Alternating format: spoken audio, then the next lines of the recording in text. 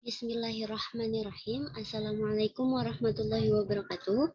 Perkenalkan, nama saya Putri Anissa. Saya dari Prodi Ilmu Al-Quran dan Tafsir kelas A. Di sini saya akan sedikit mempresentasikan mengenai ilmu mantik. Langsung saja kita ke pembahasan yang pertama.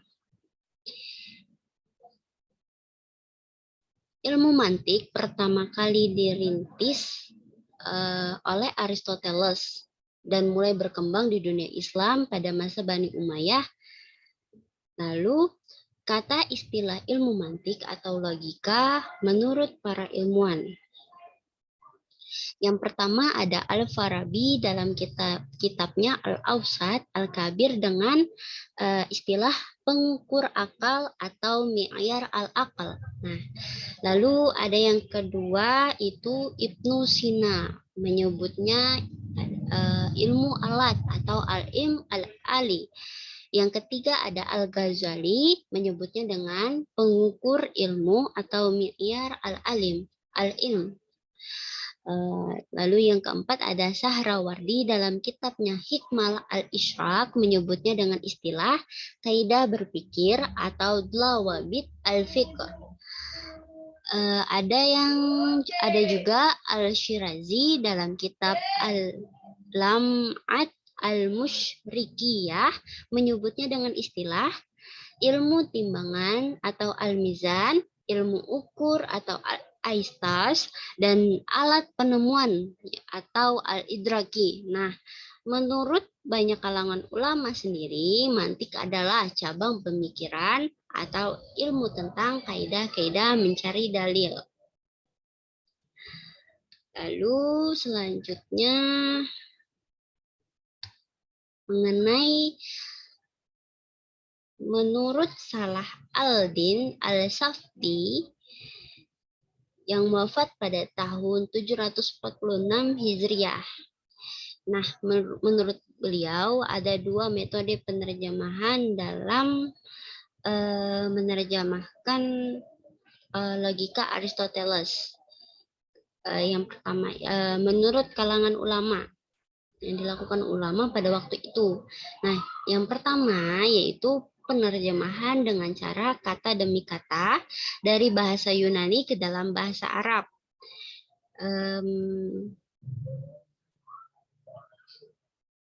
Penerjemahan seperti ini dilakukan oleh Yuhanna al-Bitrik dan Ibnu al-Naimah. Penerjemahan model ini dilakukan dengan dua pedoman, yaitu jika kata-kata Yunani tidak ditemui padanya dalam bahasa Arab, maka tetap ditulis apa adanya dalam bahasa Yunani. Nah, terus yang kedua, karena setiap bahasa mempunyai kekhususan sendiri-sendiri yang tidak dimiliki bahasa lainnya, maka untuk menerjemahkannya digunakan kiasan-kiasan yang mendekati maknanya.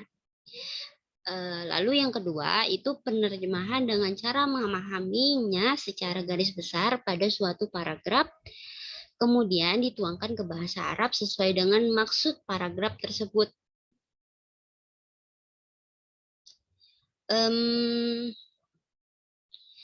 Cara ini atau metode ini lebih bagus dan enak dipahami karena tidak membutuhkan pencernaan ulang dan penggunaan istilah baku seperti yang metode yang pertama tadi. Seperti diketahui, penerjemahan terhadap logika, metafisika, dan kedokteran tidak perlu secara baku. Yang penting substansinya saja. Lalu berbeda dengan penerjemahan terhadap ilmu-ilmu pasti. Lalu selanjutnya yaitu pengadopsian logika Aristoteles oleh para filosof bukan semata-mata penyontekan ilmu begitu saja, tetapi pengadopsian sekaligus penyempurnaan dan pengembangan logika sehingga menjadi lebih matang. Jadi para ilmuwan-ilmuwan itu tidak semata-mata hanya untuk penyontekan disalin langsung seperti itu aja secara mentah-mentah, tapi dikaji lagi, disempurnakan lagi dengan pengembangan logika sehingga menjadi lebih matang seperti itu. Lalu Selanjutnya, karya-karya Aristoteles berdasarkan jenis karangan. Nah, sebelum membahas mengenai karya-karya Aristoteles, saya sedikit membahas mengenai perjalanan hidup Aristoteles.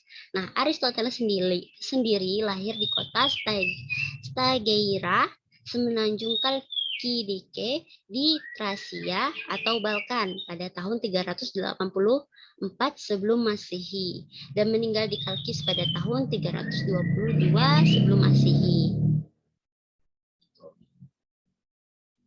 Lalu langsung pada karya-karya Aristoteles berdasarkan jenis karangan. Nah, karya-karya Aristoteles sangat banyak dalam beraneka ragam topik sehingga orang-orang selalu berbeda dalam menyusun sistematisnya. Paling tidak ada dua sistematisasi pengelompokan karya-karya Aristoteles, yaitu pengelompokan karya yang didasarkan pada jenis karangan dan pengelompokan karya yang didasarkan pada masa perjalanan hidupnya.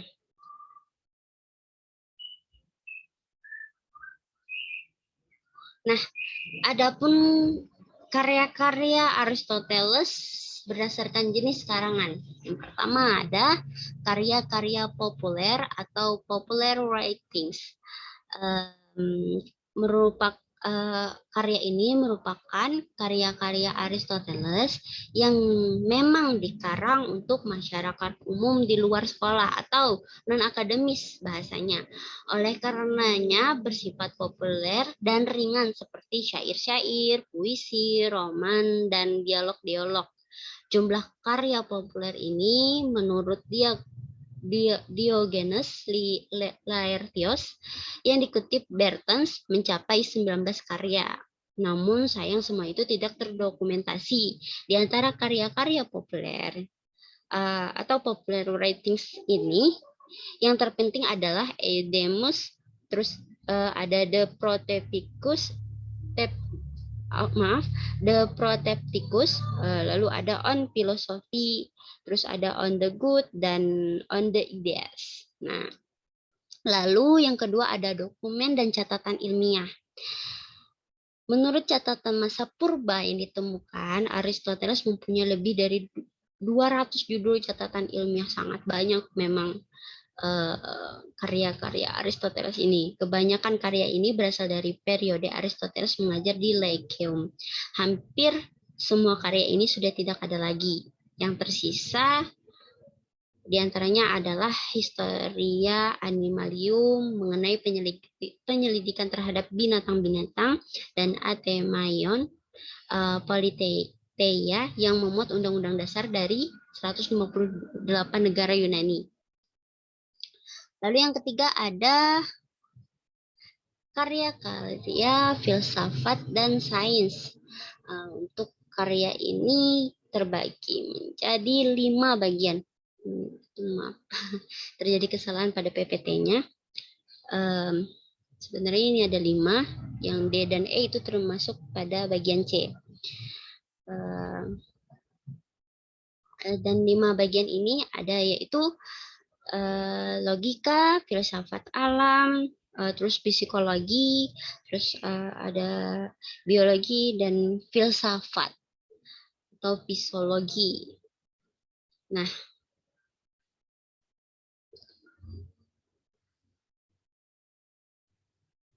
lalu yang selanjutnya pembagian perkembangan intelektual berdasarkan karya-karya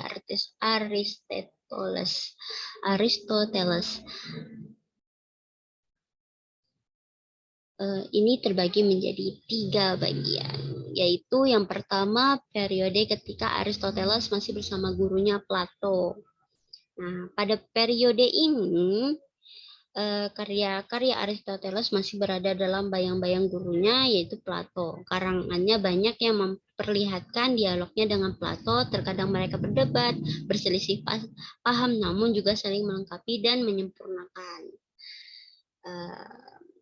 Lalu yang kedua ada periode ketika Aristoteles berada di Assos dan Mytilene.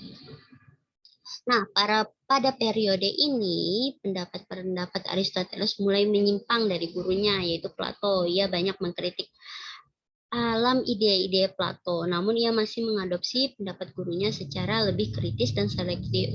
Nah, yang pertama tadi yaitu masih terbayang-bayang pada eh, pelajaran dari gurunya, yaitu Plato.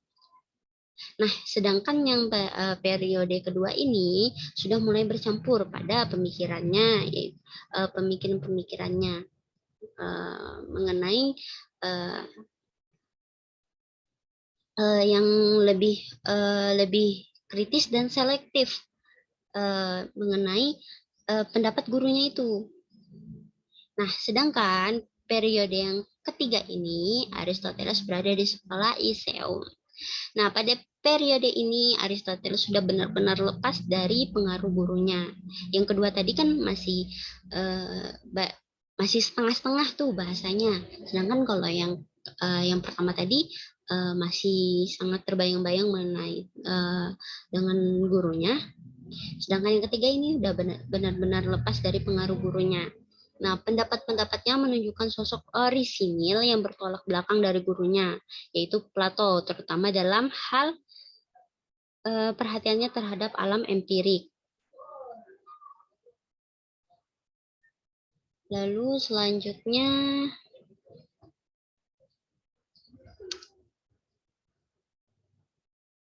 itu pembagian filsafat Aristoteles. Aristoteles membagi ilmu pengetahuan atas 3 golongan. Yang pertama, ilmu pengetahuan praktis, yaitu ilmu yang meliputi etika dan politik. Lalu yang kedua, ada ilmu pengetahuan produktif, yaitu ilmu pengetahuan yang sanggup menghasilkan karya, mencakup teknik dan seni.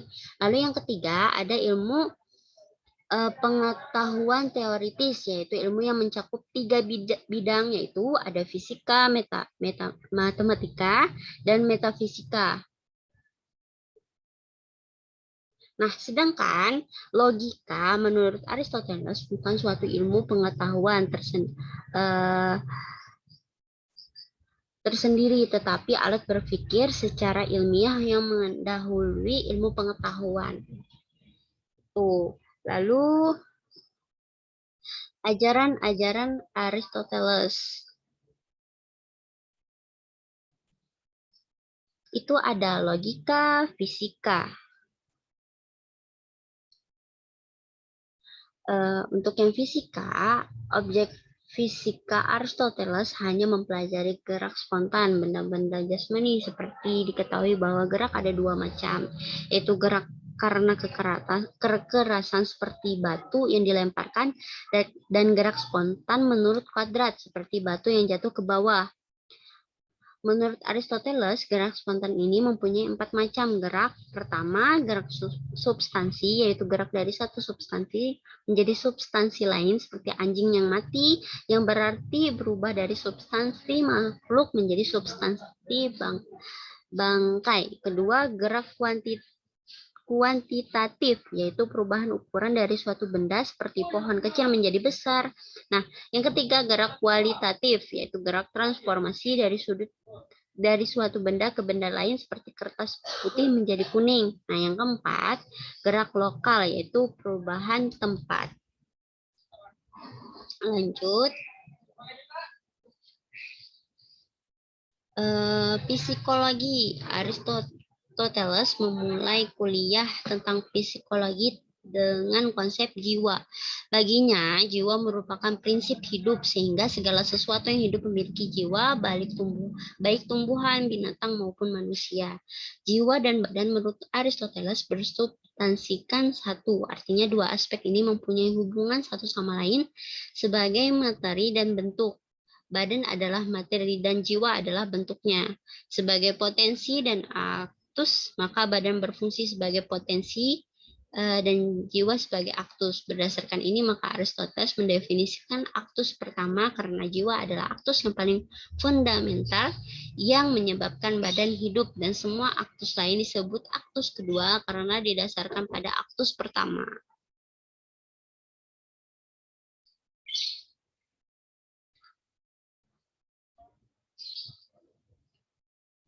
Lalu selanjutnya ada metafisika.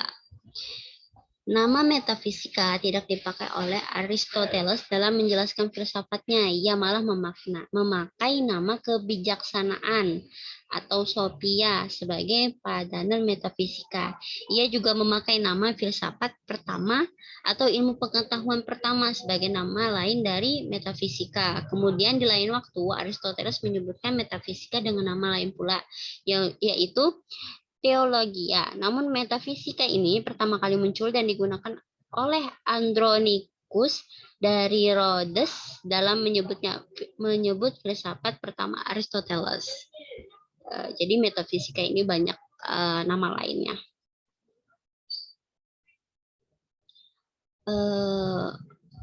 Metafisika ini dimulai Aristoteles karena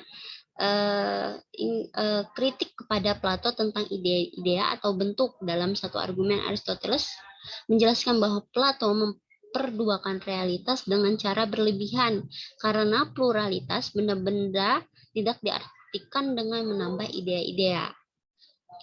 Nah, begitu. Terus lalu ada etika dan politik.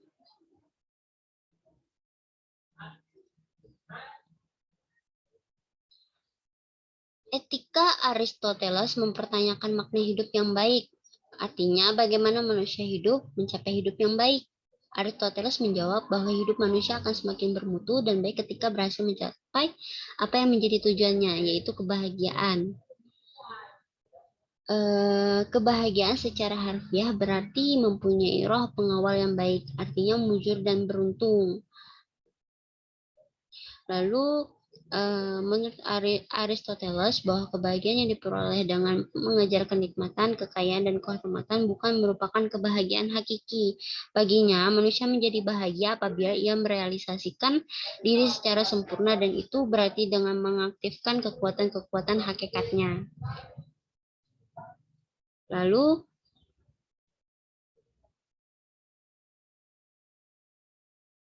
kebahagiaan tidak cukup hanya diketahui, tetapi harus dicapai melalui cara atau jalan yang benar. Maka dengan hidup yang bagaimana manusia menjadi bahagia?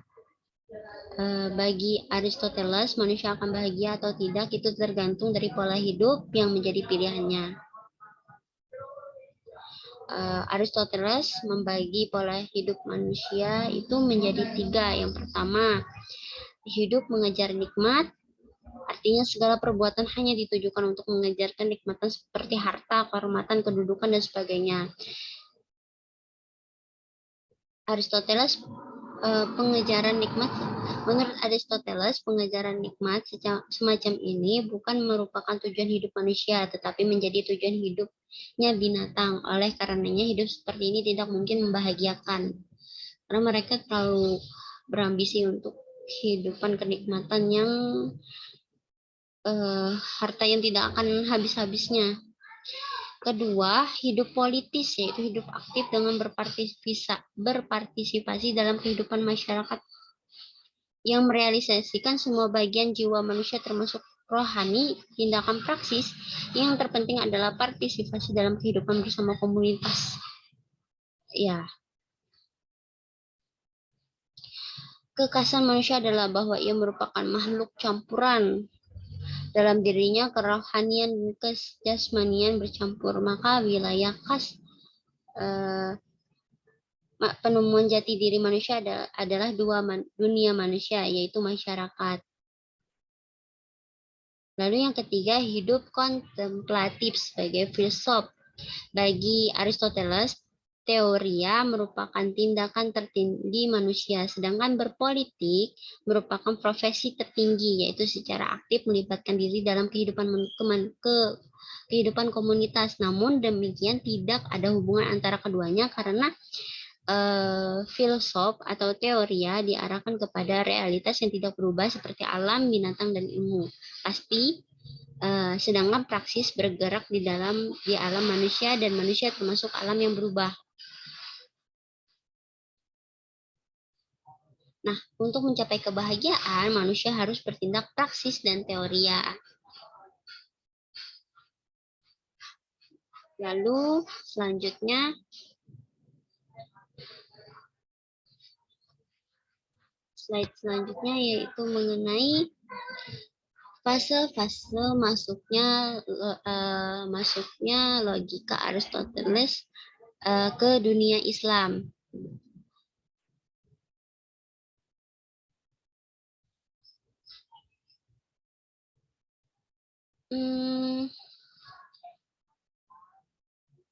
Fase tersebut terbagi menjadi 3, yaitu yang pertama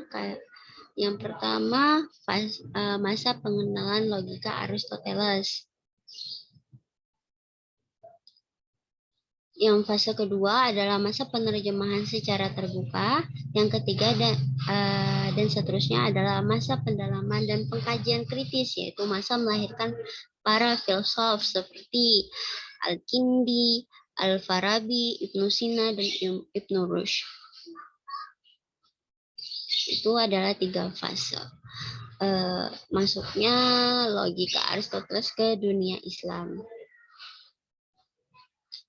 Lalu, bagaimana tanggapan masyarakat terhadap kedatangan logika di dunia Islam?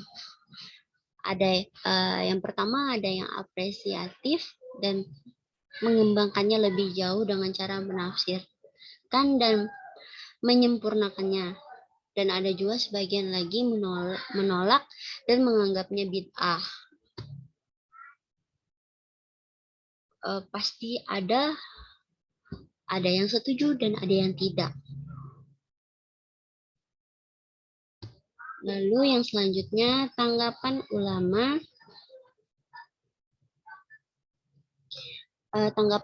terhadap logika Aristoteles. Nah, tanggapan ulama ini terbagi menjadi 2, ada yang pembela dan ada yang penentang. Nah, kita masuk pada yang pembela dulu. Yang pembela yaitu pertama ada Al-Farabi pastinya, yaitu dia dari tahun 870 sampai 950. Aristoteles adalah peletak dasar ilmu logika Yunani, dikenal sebagai sang guru pertama, yaitu Al-Muallim Al-Awwal atau the first master.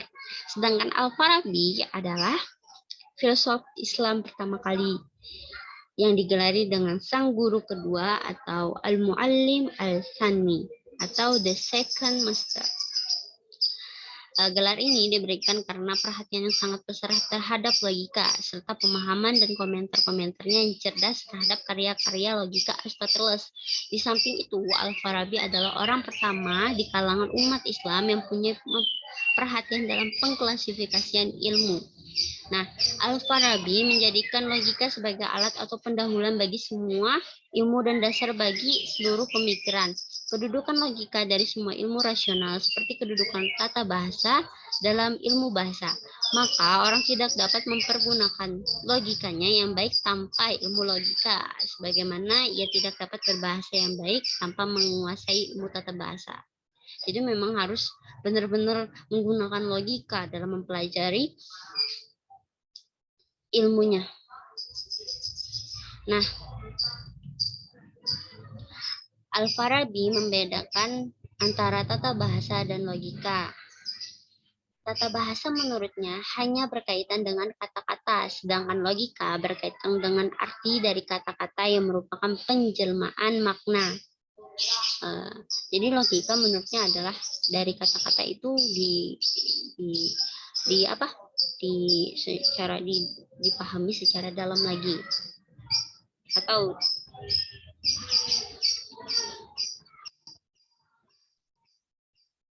tata bahasa selalu berkenaan dengan aturan bahasa, sementara bahasa itu berbeda-beda. Lain halnya dengan logika yang berkaitan dengan pemikiran manusia, maka ia akan selalu sama di mana dan kapan saja.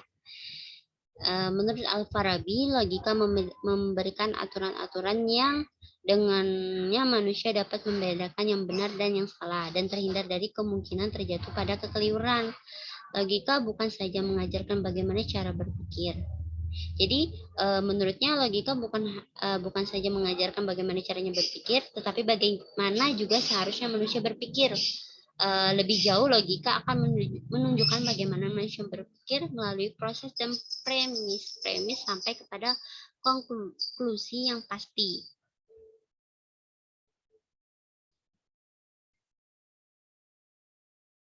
Nah, sebenarnya tidak ada sesuatu yang baru pada logika Al-Farabi. Ia hanya banyak mengomentari organon Aristoteles. Namun demikian tercatat dua sumbangan besar Al-Farabi bagi dunia filsafat, khususnya logika. Pertama, ia telah berhasil secara tepat dan jelas menerangkan logika Aristoteles kepada bangsa yang berbahasa Arab. Artinya ia adalah pakar pertama dalam pengkajian logika di kalangan manusia berbahasa Arab dengan menggunakan istilah-istilah Arab yang tepat dan sesuai sehingga menjadikan karyanya sebagai rujukan dalam hampir semua bidang pengkajian keislaman. Nah, yang kedua, paham kesatuan filsafat. Menurutnya, pada hakikatnya filsafat merupakan satu kesatuan, yaitu kesatuan dalam mencari kebenaran. Meskipun terjadi perbedaan signifikan tentang epistemologi antara Plato dan Aristoteles, namun pada hakikatnya semuanya bermuara mencari kebenaran. Berdasarkan ini, maka Al-Farabi hanya menganut satu aliran filsafat, yaitu filsafat kebenaran. Walau dalam praktek intelektualnya, ia banyak terpengaruh oleh Aristoteles. Jadi sebenarnya Al-Farabi ini tidak terlalu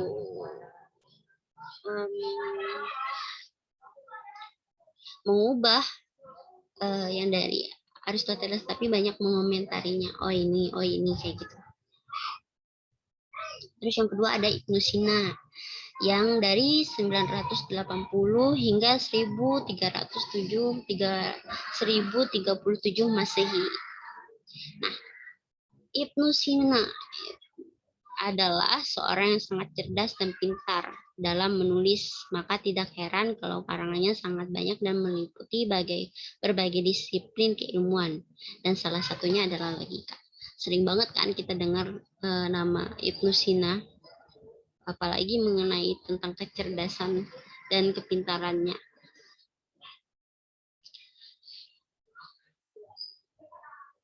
Nah, logika pada masa Ibnu Sina ini mencapai zaman keemasannya. Salah satu faktornya adalah sosialisasi Ibnu Sina yang fasih dalam menulis ini. Dia digelari dengan Al-Syeikh Al-Rais atau Syekh Utama. Jadi Al-Farabi tadi adalah tokoh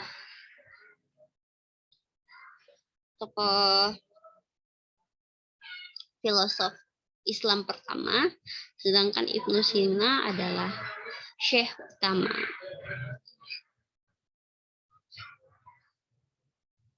Nah, logika yang dikembangkan Ibnu Sina hampir sama dengan corak logika yang dikembangkan oleh Aristoteles dan Al-Farabi dalam klasifikasi, pengertian, dan tujuannya. Hanya ada sedikit perbedaan mengenai konsep logika Ibnu Sina, yaitu dalam pengertian logika sebagai alat. Menurut Ibnu Sina, di samping logika sebagai alat pengukur benar atau salah ilmu-ilmu lain, ia juga merupakan bagian dari ilmu. Artinya, logika merupakan suatu disiplin kajian ilmu. Logika merupakan bagian dari filsafat sebab bagian dari usaha mengetahui tentang wujud dan hal-hal wujud serta bagaimana cara mengetahui hal-hal yang belum diketahui dari hal-hal yang sudah diketahui. Jadi, bagi Ibnu Sina, logika adalah ilmu alat sekaligus bagian dari ilmu. Disebut alat kenapa? Karena ia merupakan ilmu pengukur yang menimbang akan ilmu-ilmu lainnya. Dan sebagai ilmu, karena ia sendiri mempunyai kaedah-kaedah dan pokok-pokok permasalahannya sendiri. Nah, dari satu sisi tetap Ibnu Sina mengikuti Aristoteles dan Al-Farabi ketika mengatakan logika sebagai alat dan mengikuti Stoa ketika mengatakan logika sebagai bagian dari filsafat. Lalu ada Al-Ghazali dari 1059 sampai 1111 Masehi. Pengaruh Al-Ghazali besar sekali dalam perkembangan pemikiran Islam, khususnya filsafat dan logika. Di satu sisi, Al-Ghazali menyerang filsafat, khususnya metafisika, dan di sisi lain begitu mengagungkan logika. Serangan Al-Ghazali terhadap filsafat ini mengakibatkan kematian filsafat di dunia Islam pada waktu itu. Namun di sisi lain, pengagungannya terhadap logika Aristoteles juga memberikan pengaruh besar terhadap perkembangan logika, khususnya di kalangan Sunni. Sebelum logika Aristoteles oleh ulama fikih dianggap tidak penting dan tidak memberikan manfaat bagi perkembangan fikih. Namun setelah Al-Ghazali memfatwakan pentingnya penggunaan logika Aristoteles di lapangan ijtihad, maka umat Islam khususnya fuqaha Sunni begitu antusias menggunakan logika ini. Bahkan sebagian mereka mengajarkan mempelajari logika Aristoteles ini. Nah, materi logika yang disajikan Al-Ghazali ini sama seperti pendahulunya, yaitu Al-Farabi dan Ibnu Sina. Namun mempunyai sikap yang berbeda. Kalau Al-Farabi dan Ibnu Sina berpendapat bahwa logika adalah alat pengukur bagi semua ilmu yang tanpanya ilmu tidak akan sempurna. Maka Al-Ghazali berpendapat bahwa logika memang merupakan alat. Jadi menurut Al-Farabi dan Ibnu Sina adalah alat pengukur, sedangkan kalau Al-Ghazali memang berpikiran bahwa logika adalah alat, merupakan alat, namun mempunyai keterbatasan.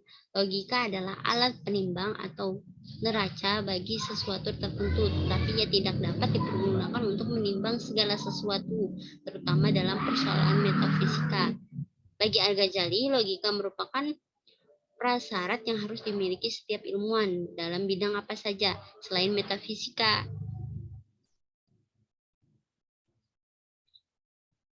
Nah, lalu ada Abu Al-Wahid Ibnu Rushd yang pada 1126 sampai dengan 1198 Masehi. Ibnu Rushd adalah tokoh yang berpaham Aristotelianisme di kalangan peripatetik Muslim dan diakui sebagai pengikut termurni Aristoteles di antara para filosof Muslim. Ia adalah komentar Aristoteles terbesar abad pertengahan. Ibnu Rushd berusaha sungguh-sungguh untuk mengembalikan filsafat Aristoteles kepada kemurniannya setelah bercampur dengan berbagai ragam pemikiran, paham, dan doktrin agama. Nah, beliau ini adalah seorang pengagum berat Aristoteles. Nah, Ibnu Sab'in menyebutnya bahwa Ibnu Rushd mengikuti pemikiran Aristoteles dengan kesadaran akal dan perasaan yang tinggi, seolah-olah Aristoteles dianggap sebagai seorang lelaki yang bersifat ilahi atau nabi yang tidak pernah salah.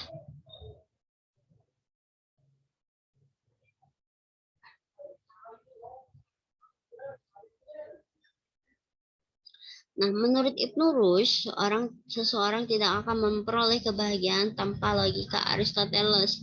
Dengan keyakinannya kepada logika, ia berpendapat bahwa kebenaran dalam agama yang merupakan sumber kebahagiaan tidak bisa didekati tanpa adanya kejernihan pikiran. Yang jalannya adalah berpikir dengan logika.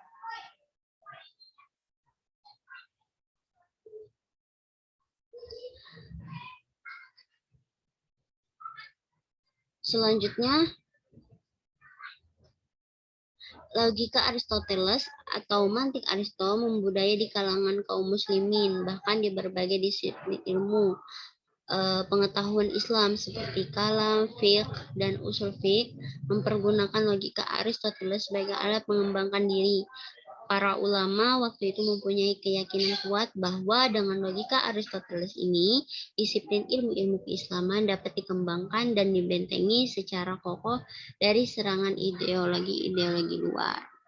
Nah, itu adalah sedikit penjelasan mengenai para pembela logika Aristoteles. Nah, selanjutnya ada para penantang logika Aristoteles.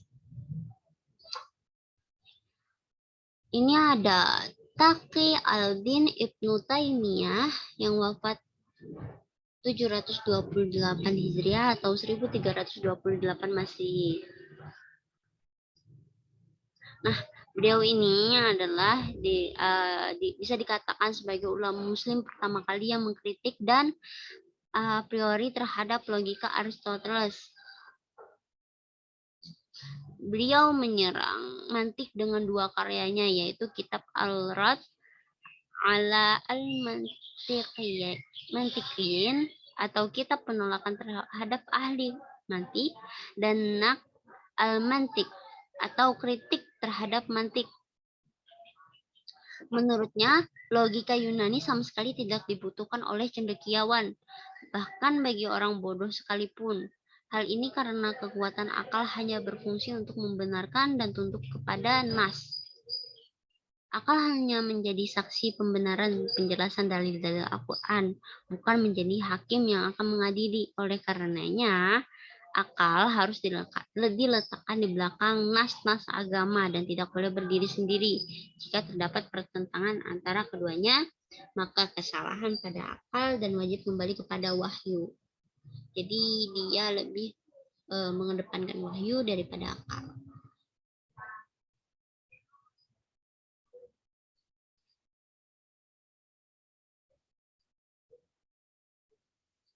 Nah, selanjutnya Ibnu Taimiyah mengkritik materi dan metodologi mantik Aristoteles. Bahkan beliau menawarkan metode berpikir sistematis baru, yaitu mantik Islam, yang jelas berbeda dengan mantik Aristoteles. Mantik orang Islam yang digagas oleh Ibnu Taimiyah ini berdasarkan dua bentuk. Pertama, penalaran mantiki yang berdasarkan petunjuk ayat-ayat Al-Quran, atau kias yang harus didasarkan pada petunjuk ayat-ayat Al-Quran. Nah, yang kedua, kias aulawi, yaitu sesuatu yang tidak disebutkan dalam nas itu lebih utama hukumnya dari yang disebutkan.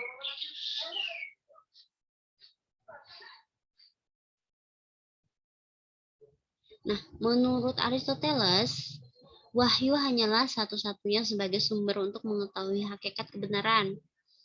Logika harus tunduk kepada wahyu. Kerusakan ajaran agama menurut Ibnu Taimiyah adalah karena masuknya logika Aristoteles dan filsafat ke dunia Islam.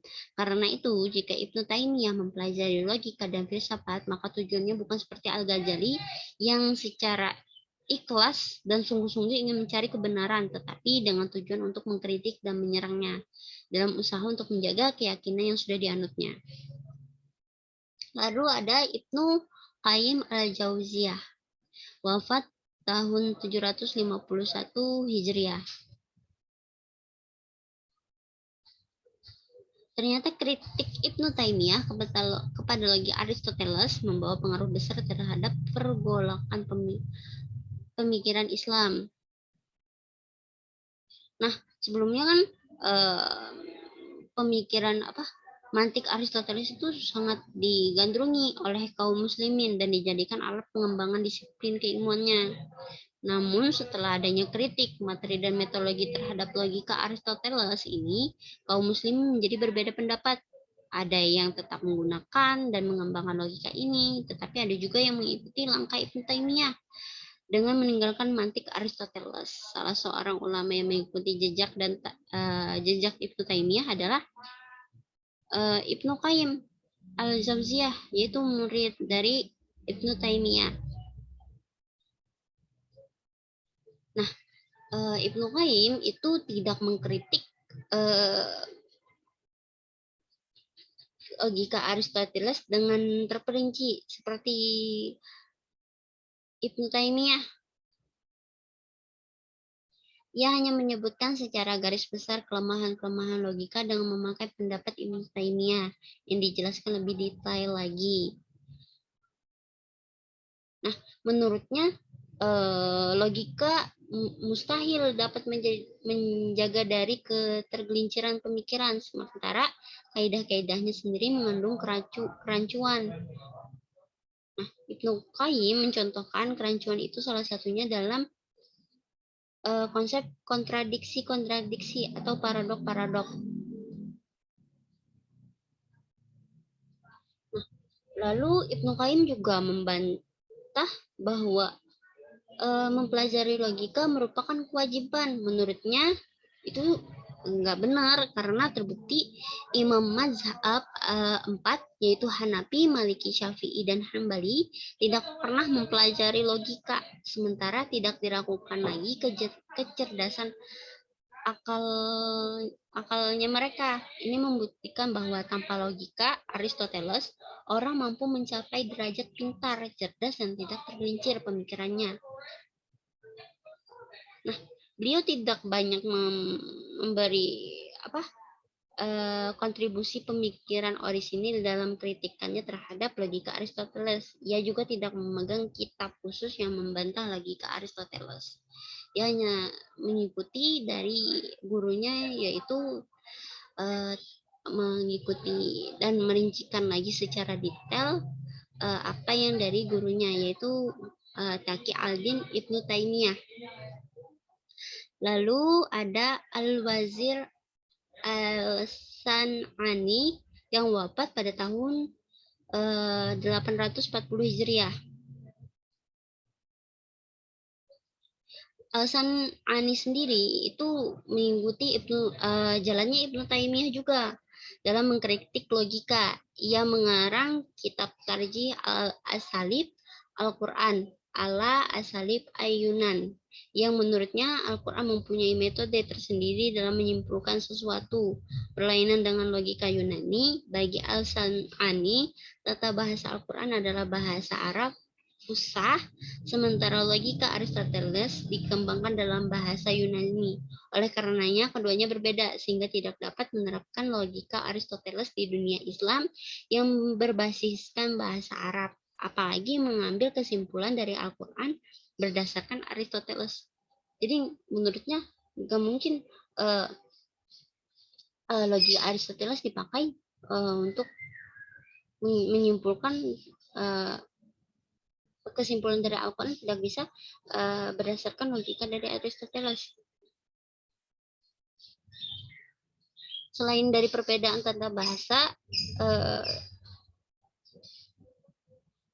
juga dikarenakan tata bahasa umat Islam itu lebih unggul dan sempurna dibandingkan tata bahasa orang Yunani, sehingga sangat tidak setimpal mengukur sesuatu dengan alat yang lebih rendah. Gitu. Jadi menurutnya bahasa umat Islam itu lebih tinggi daripada bahasa Yunani. Jadi untuk tidak setimpal kalau membahasakannya, mengukurnya dengan bahasa orang Yunani. Nah, untuk menurutnya untuk mengetahui kebenaran dan menyembah Tuhan tidak perlu itu ilmu mantik.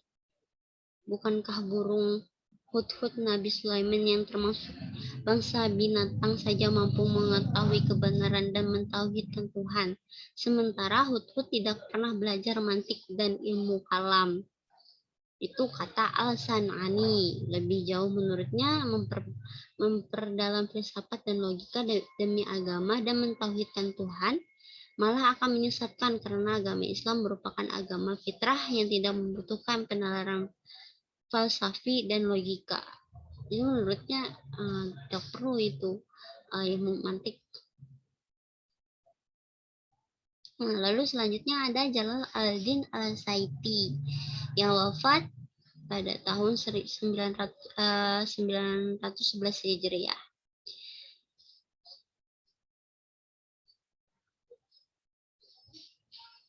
Nah, Asayuti sebenarnya tidak begitu memberikan kontribusi pemikiran orisinil tentang penolakan mantik Aristoteles. ia lebih banyak mengutip pendapat-pendapat orang lain tentang kritik atas logika Aristoteles. Jadi lebih kayak punya A, punya B, punya C dikumpulkannya dan dikritiknya, kritikan-kritikan orang dikumpulkannya mengenai kritikan terhadap logika Aristoteles. Namun yang menjadi kontribusi besar dari karyanya, Saun al-Mantiq wa al-Kalam, Anfan al-Mantiq wa al-Kalam, adalah rangkuman yang lengkap dan sistematis tentang pendapat-pendapat ulama atas mantik Aristoteles, mulai dari Imam al-Syafi'i sampai Ibnu Taimiyah. Ia juga membahas tentang awal mula sejarah mantik masuk di dunia Islam dan proses penyebarannya di ilmu-ilmu keislaman. Nah, selain itu, dalam bukunya, Al-Sayuti juga merangkum beberapa kitab mantik yang hilang dari peredaran, seperti kitab Nasihah al-Iman fi al-Rad ala Mantik al-Yunan dan Jud al-Qarihah fi Tajrid al-Nasihah. Keduanya karya Ibnu Taimiyah. Kedua karya tersebut milik Ibnu Taimiyah yang dirangkum untuk memudahkan dan meringankan pelajar dan cendekiawan agar mudah memahaminya. Lalu yang kelima ada Ibnu al-Salah yang wafat tahun 643 Hijriah. Ibnu al-Salah al-Syurazuri adalah ulama yang terang-terang mengharamkan logika Aristoteles. Kalau Ibnu Taimiyah kan dan pengikutnya seperti Ibnu Qayyim al-San'ani dan al-Sayuti menyerang logika dengan mengkritik materi dan menampilkan kelemahan metodologinya. Nah, kalau beliau ini menyerang logika Aristoteles dengan fatwa haram, langsung haram gitu.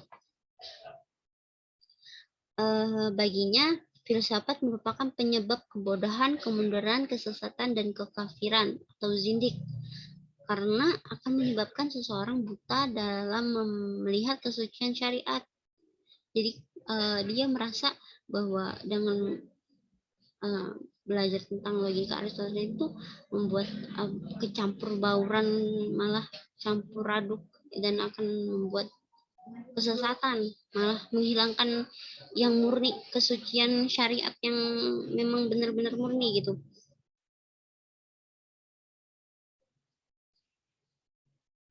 Nah, menurutnya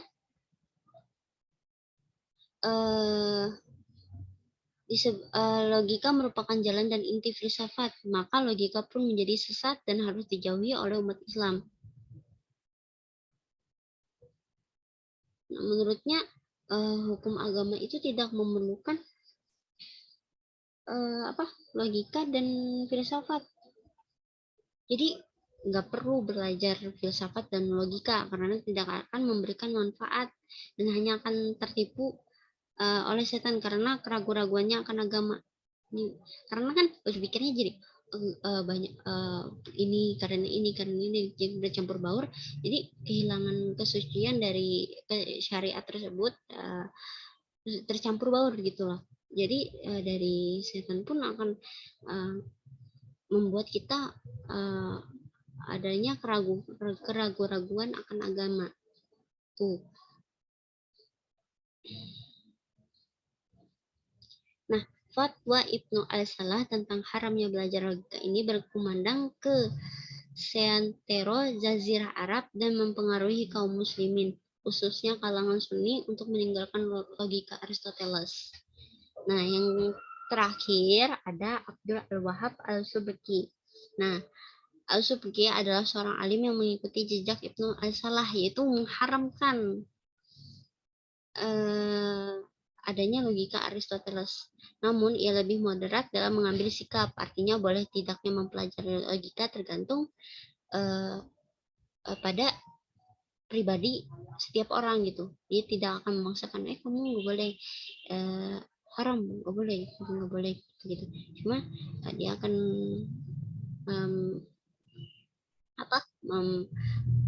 memberikan pelajaran dan untuk kamu mau ikut saya atau enggak, anggapannya mau kamu ikut saya atau enggak itu pilihan kamu gitu.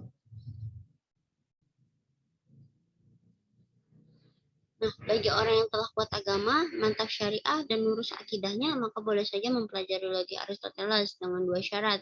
Pertama, adanya keyakinan bahwa dirinya tidak akan tergelincir dalam mempelajari logika. Kedua, tidak boleh mencampur adukan paham-paham filsafat dengan akidah dan syariat. Selama syarat-syarat ini terpenuhi, maka boleh saja mempelajari mantik Aristoteles. Namun demikian pula sebaliknya, kalau seseorang itu belum mantap dasar akidah dan syariahnya, maka haram mempelajarinya, karena dikhawatirkan akan terpengaruh dan tergelincir, sehingga terlenceng dari kemurnian ajaran Islam. Jadi bagi Al-Subki, pertimbangannya adalah agama. Selagi tidak membahayakan agama, maka diperbolehkan. Tapi sebaliknya kalau dengan mempelajari mantik menggoncangkan agamanya, maka haram hukumnya. Lalu selanjutnya, dasar-dasar logika Aristoteles.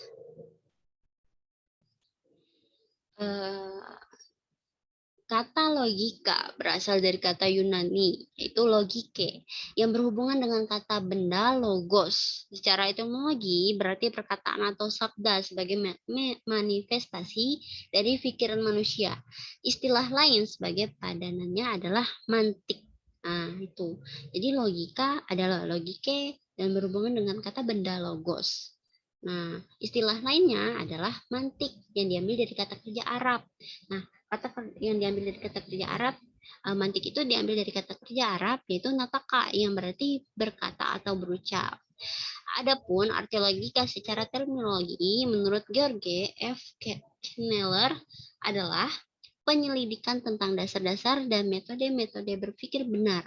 Nah, sedangkan menurut Lous Ma'luf adalah hukum yang memelihara hati nurani dan kesalahan dalam berpikir.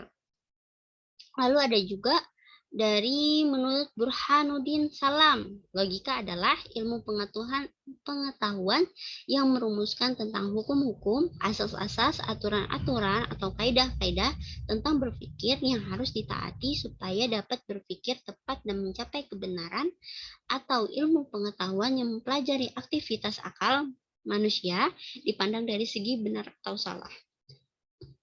Itu adalah mengenai tentang dasar-dasar logika Aristoteles.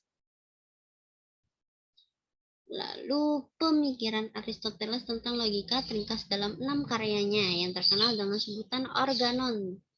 Mungkin sebelumnya tadi ada dengar udah kata organon itu apa itu? Organon adalah kumpulan dari karya-karyanya. Nah, yang pertama ada kategoria atau kategoris. Nah, ini berisi tentang ungkapan-ungkapan linguistik menjadi ungkapan proporsional dan non-proporsional. Nah, ungkapan non-proporsional berisi 10 macam kategori, yaitu substansi, kuantitas, kualitas, realisasi, aktivitas, pasivitas, waktu, tempat, situasi, dan status. Nah, apabila ke-10 kategori ini dirumuskan dalam satu kalimat, akan berbunyi sebagai berikut. Seorang pemudi yang cantik, anak Jenderal Hartono, sebagai seorang mahasiswi kemarin di aula duduk mendengarkan ceramah. Nah, penempatan kategorinya adalah sebagai berikut. Seorang itu adalah kuantitas, pemudi adalah substansi, yang cantik adalah kualitas, anak Jenderal Hartono adalah relasi, sebagai seorang mahasiswi adalah statusnya.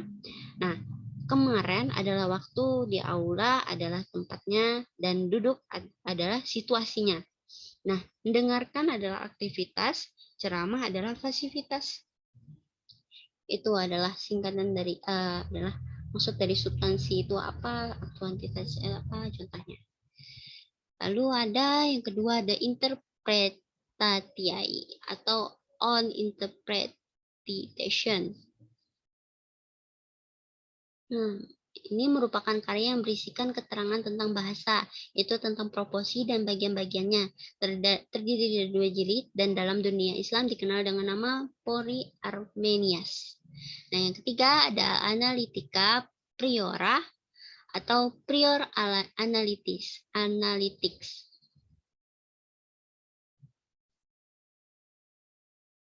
Buku ini berisikan tentang uraian-uraian mengenai konsep silogisme atau alkias, yaitu suatu bentuk penarikan kesimpulan secara dedukatif dan tidak langsung yang konklusinya diambil dari dua buah premis yang disediakan sekaligus. Silogisme ini digunakan dalam 5 genus argumen, yaitu demonstratif, dialektif, sofistik, retorik, dan puitik. Nah, yang keempat ada analitika posteriora atau posterior analytics. Ini adalah berisikan 2 jilid dan membicarakan tentang kaidah-kaidah pembuktian demonstratif dan sifat dasar pengetahuan ilmiah atau method of scientific demonstration. Nah, terus ada yang kelima topika atau topics. Nah, buku ini terdiri dari 8 jilid dan menelaah tentang hukum-hukum perbentahan secara dialektif, dialektik, semacam pedoman berdiskusi yang melibatkan argumentasi valid. Lalu ada The Sophiticus Elensis Conceptica Refutation. Buku ini berisikan keterangan mengenai kesalahan-kesalahan yang dilakukan oleh kaum sofis, kemudian penolakan dan solusinya. Nah, secara garis besar, logika Aristoteles terdiri dari 3 unsur, yaitu konsep atau pengertian,